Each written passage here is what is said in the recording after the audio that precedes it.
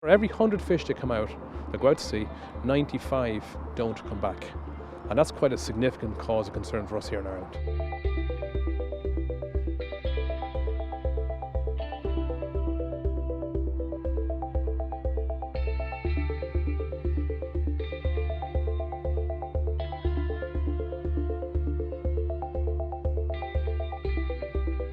Well, what we're trying to do across the North Atlantic is highlight the decreasing numbers of salmon. There's a range of countries from North America right across the North Atlantic back to Ireland and Spain and Portugal where we're concerned about salmon abundance. So 2019 has been designated International Year of Salmon, and it's a focal year, and we're trying to really increase our awareness of salmon, its population numbers and its very critical status. From the Irish perspective, we have a really quite a significant amount of data. So if you think, for example, in about the mid-1970s, we had a thing called a PFA, which is a pre-fishery abundance, which is a scientist's estimate of the number of fish coming back to our coast before anybody catches them.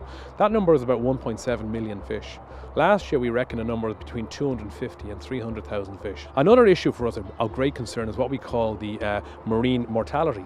So of 100 fish, juvenile baby salmon to go out to sea, typically what used to happen, anywhere between about 18 to 30% used to come back. In more recent years that number has decreased to maybe, in our worst case, to 3 fish came back, and in more recent years there's up to about 5-6 fish coming back. So that's for every 100 fish that come out, that go out to sea, 95 don't come back. And that's quite a significant cause of concern for us here in Ireland.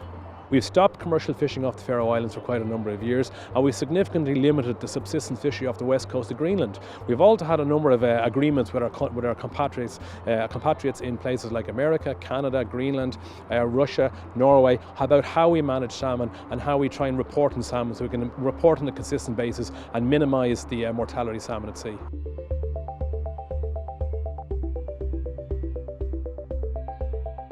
Take, for example, last year when we had record low water levels and record high temperatures. Salmon is a cold water fish species. Over about 23 degrees Celsius, it's lethal for salmon. We were seeing rivers in Ireland, the lakes in Ireland, with water temperatures in the high 20s for protracted periods last year. We only wonder what that does for salmon physiology. They are a very important part of the ecology as well of the river. If you again go to the smaller rivers in the west of Ireland where the salmon come in, they need pristine water quality. So we would consider salmon to be, for example, like a canary in the coal mine. They are an indicator of really good water quality.